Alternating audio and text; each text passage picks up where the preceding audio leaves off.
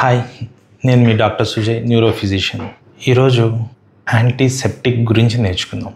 Septic అంటే infection అండి. దాన్ని రాకుండా కాపాడుకునే మెథడ్స్ని యాంటీసెప్టిక్ అంటాం. ఈ యాంటీసెప్టిక్ అనే పాయింట్ తెలుసుకోవాలి అంటే ఇది ఎప్పుడు పుట్టింది, ఎవరి వల్ల పాపులర్ అయింది, మనకి ఎక్కడ ఉపయోగపడుతుంది, మనల్ని ఎలా కాపాడుతుందని తెలుసుకుందాం. 1865 సంవత్సరంలో సెమ్మెల్వీస్ అనే అతను తన జీవితాన్నే దారపోసాడండి. ఆ మహానుభావుడికి నిజంగా దండం పెట్టుకోవచ్చు. ఎలా అంటే ఆయన గర్భకోశ వ్యాధులకు సంబంధించి పిల్లలు పుట్టే వార్డు ఉంటుంది కదా, పిల్లలు ప్రసవించే వార్డులో ఆయన పనిచేసేవాడు. తను గమనించింది ఏంటంటే బిడ్డలు పుట్టిన తర్వాత ఆ గర్భిణీలకి సాధారణంగా ఇన్ఫెక్షన్ వచ్చి చిన్న ఇన్ఫెక్షన్ రావడము, బాగా ఎక్కువైపోవడము, మరణించడం దాకా వెళ్ళిపోయింది. 100 మంది అడ్మిట్ అయితే 18 మంది చనిపోయేవాళ్ళట. తను ఇది గమనించి ఏదో జరుగుతుంది గమనించి బాగా అరే మనం ఒక పేషెంట్ నుంచి ఇంకో పేషెంట్ ముట్టుకుంటున్నప్పుడు ఒకళ్ళ ఇన్ఫెక్షన్ ఇంకోటి స్ప్రెడ్ చేస్తున్నాం అనేది డౌట్ పడి సింపుల్గా క్లోరిన్ లైమ్ వాటర్ని కలిపి యాంటీసెప్టిక్ సొల్యూషన్ తయారు చేస్తున్నాడు.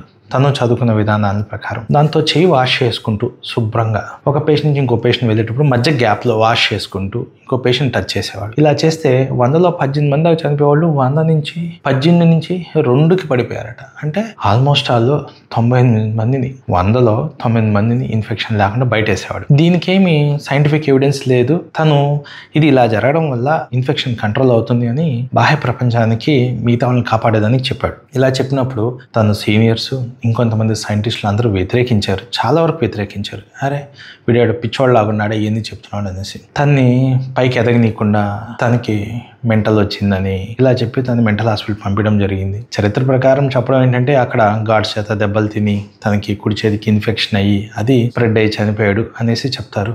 ఇంకొంతమంది ఏం చెప్తారంటే బాహ్య ప్రపంచం నా మాటలు వినట్లేదని చెప్పి తనే ఇన్ఫెక్షన్ని ఇంజెక్ట్ చేసుకున్నాడు. ఇంజెక్షన్ చేసుకొని ఇన్ఫెక్షన్ అంతా బాడీ అంతా స్ప్రెడ్ అయిన తర్వాత చనిపోయాడు అని చెప్పాడు.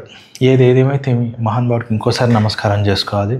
తన ప్రాణాన్ని త్యాగం చేశాడు. తను చేసిన ప్రాణము ఏ మాత్రము వృధా కాలేదండి. ఇప్పుడు మనము బతుకున్నాము అంటే మొన్నటి కోవిడ్లో కూడా ఇంతమంది మనకి వరల్డ్ వైడ్ డేటా ఏదో ఇంచుమించు ఒక 8 కోట్ల వరకు చనిపోయారని చెప్తుంది. కానీ ఈ హ్యాండ్ శానిటైజేషన్ సెమ్మెల్వీస్ కానీ తేకుండా ఉండుంటే ఈ పాటికి సగానికి సగం తుడిచిపోయి ఉండేవాళ్ళండి ఆ కోవిడ్లో. అంటే ఇది మీకు చెప్పడం వల్ల ఉపయోగం ఉంటుందా లేదా అని చాలాసేపు ఆలోచించి అయినా చెప్పాల్సిందని చెప్పాను. ఇక్కడ మీకు కొంచెం మనసు హత్తుకోవచ్చాము కానీ నేను చెప్పేటి చాలా ముఖ్యమైన విషయాలండి. దీని తర్వాత దీన్ని మనం ప్రాక్టికల్గా ఆలోచిస్తే మనం హాస్పిటల్లో పేషెంట్స్ అడ్మిట్ అయి ఉంటారు, మన బంధువులే, మన సొంత వాళ్ళే. అడ్మిట్ అయిన వెంటనే మనం ఫోన్ చేసి చెప్పేస్తాం ఇక్కడ అడ్మిట్ అయ్యాం, ఫలానా సర్జరీ రేపు ఉంటుంది, ఇవాళ ఉంటుంది. ఇట్లా వెంటనే తండాలుగా ఊర్ల నుంచో లేదా చూసేదానికో పరామర్శించేదానికో వచ్చేస్తాం. మనం వచ్చే తొందరలో మనం ఎక్కడ నడుస్తున్నాము, ఏవి పట్టుకుంటున్నాము, మనతో పాటు ఏమి ఇన్ఫెక్షన్ ఉంది, స్నానం చేసుకొని వచ్చామో లేదా అరే పోతూ చూసుకొని వెళ్ళిపోతామని ఎండలో రావడము, దుమ్ములో రావడము, దుమ్ముని చెమటతో పాటు క్యారీ చేయడం, హాస్పిటల్ రావడం జరుగుతుంది. అంటే హాస్పిటల్లో పాదరక్షకులు ఇక్కడ వదలాలి అంటే కొంతమందికి ఈగో ఫీలింగ్తో వదలరు,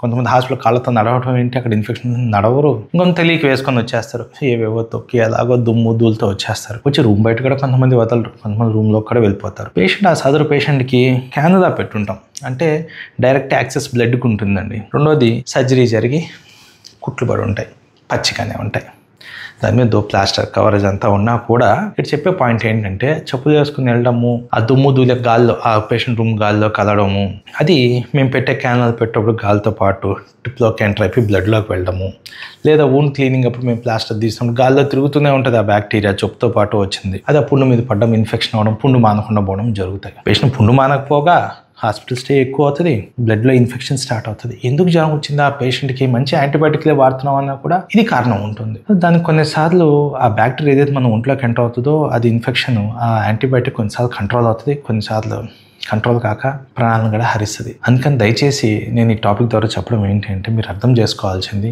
హాస్పిటల్కి వచ్చేటప్పుడు వీలైనంత వరకు ఫస్ట్ 10 రోజులు పరామర్శించడానికి వెళ్ళొద్దు. ఎలా ఉన్నారని బాగోగుల నుంచి ఫోన్ నుంచి తెలుసుకోండి. ఒకవేళ హాస్పిటల్కి వచ్చినా కూడా మీరు చెప్పులు మీ పాదరక్షకులు బయటే వదిలేసి వీలైతే కాళ్ళు చేతులు కడుక్కొని హాస్పిటల్ బయట శానిటైజ్ పెట్టుంటారు, లేదా రూమ్లోకి వచ్చిన తర్వాత ఏదైతే శానిటైజర్ ఉంటుందో ఆ శానిటైజర్ని ఉంటే వాడడం, లేదు అంటే సిస్టమ్ని అడిగితే హెల్ప్ చేస్తారు, లేదా హాస్పిటల్ రూమ్లో పెట్టమంటే ఆ యాజమాన్యం ఖచ్చితంగా సప్లై చేస్తుంది. అటువంటి శానిటైజేషన్ని మన ప్రక్రియని నీట్గా ఈ విధంగా సరేనా నీట్గా క్లీన్ చేసుకుంటూ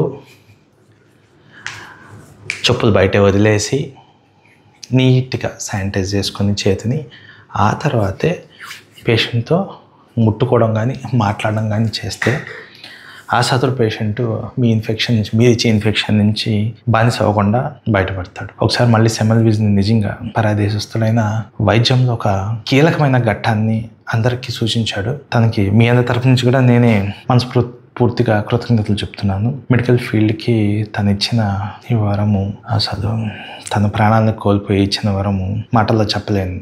జై హింద్. ఈ టాపిక్ మీకు అర్థమైనట్లయితే థ్యాంక్ యూ.